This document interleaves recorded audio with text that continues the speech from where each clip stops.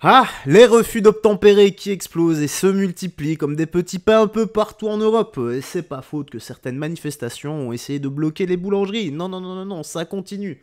Oula, la balle perdue, sans vouloir faire de jeu de mots. Donc imagine-toi un peu, le refus d'obtempérer qui met la vie des autres en danger. Et après ça, que se passe-t-il?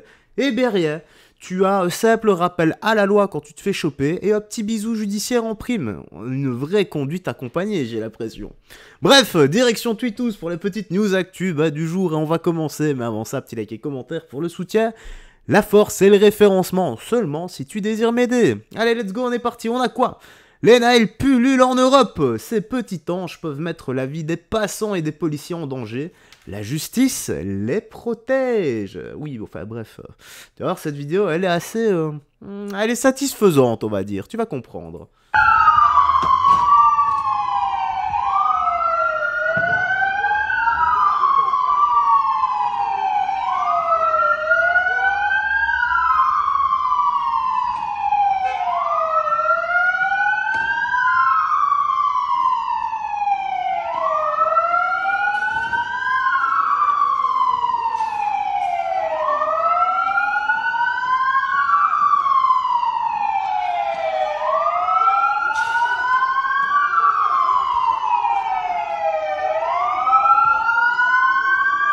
Ah, effectivement, le petit ange là, qui a pas voulu faire un refus d'obtempérer, il s'est pris quelques coups d'éducation et certainement il va déposer plainte pour coups et blessures. Ah oui.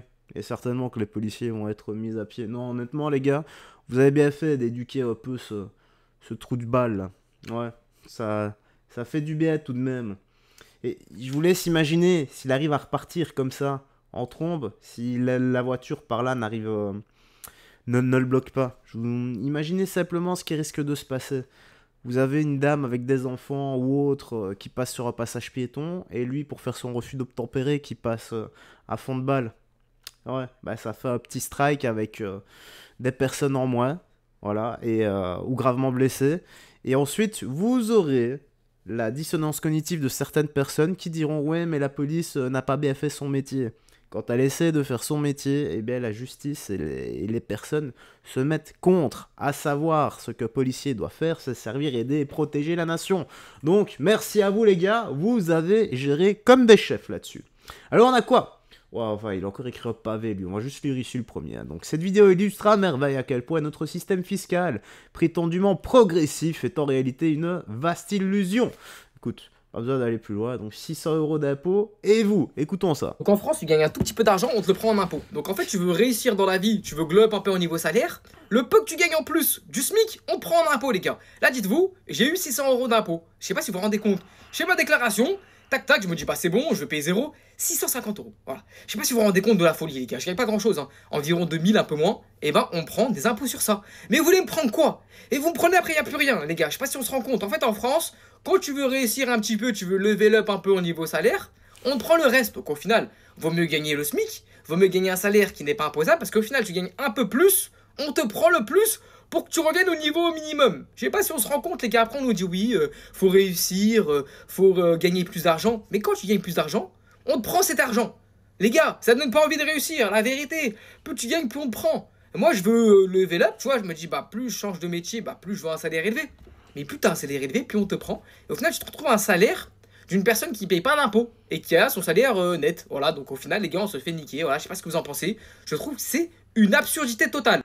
Oui, oui, oui. On te reprend sur cet impôt pour donner à celui qui ne veut pas créer de valeur. Donc, c'est-à-dire se lever et aller bosser.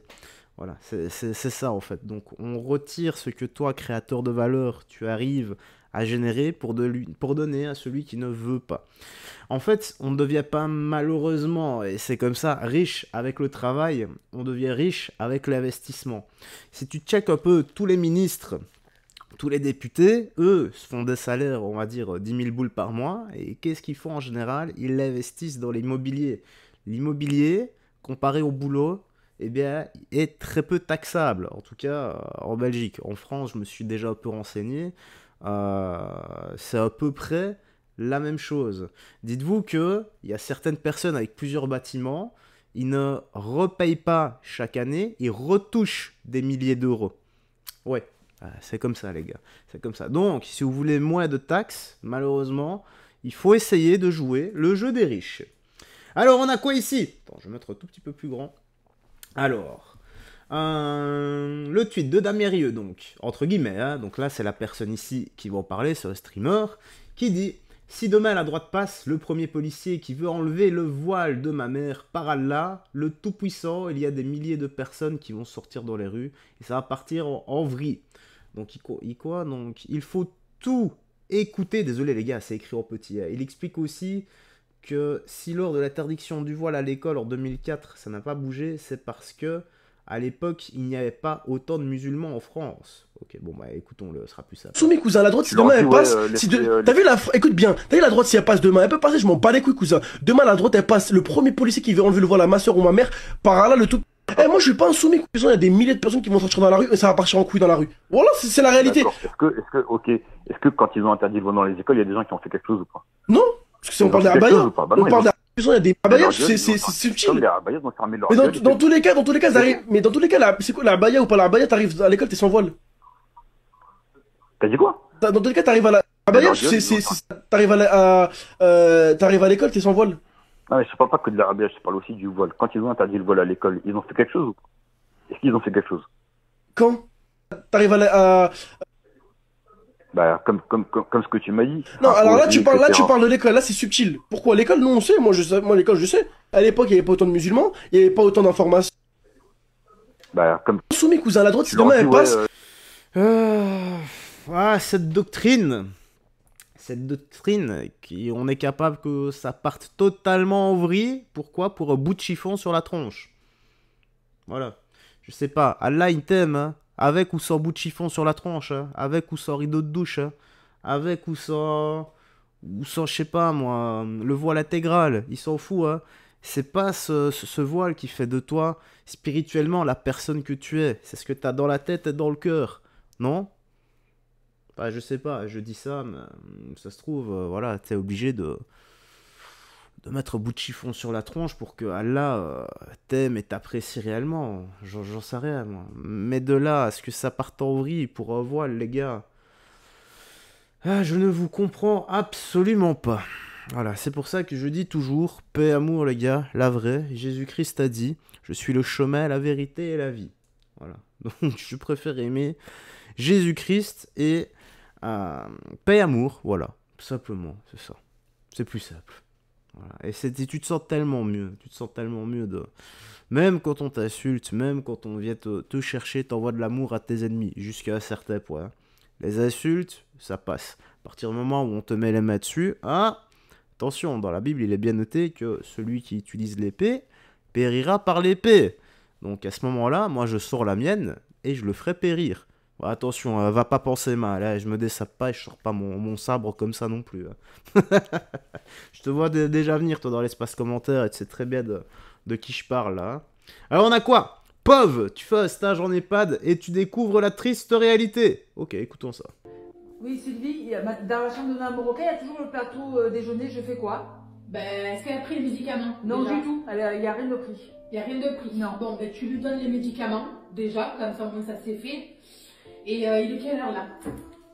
11h30? Ouais, elle mangera mieux. Bon, il y a une musique, comme d'habitude. S'il y a des droits d'auteur dessus, je devrais couper les sons et tu liras les sous-titres. Le midi, donc tu lui donnes pas le petit déjeuner, tu lui donnes juste les comprimés.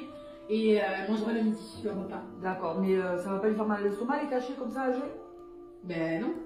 Pourquoi ça lui fait mal au ventre? Ben, je sais pas, c'est une question, c'est une cachée à jeun. Non, pas du tout, non. À un moment donné, il faut arrêter un petit peu de vouloir donner des leçons aux grandes, quoi, je veux dire. Tu es stagiaire, il me semble. Oui. Bon, ben voilà. Attends. Donner des leçons aux grandes.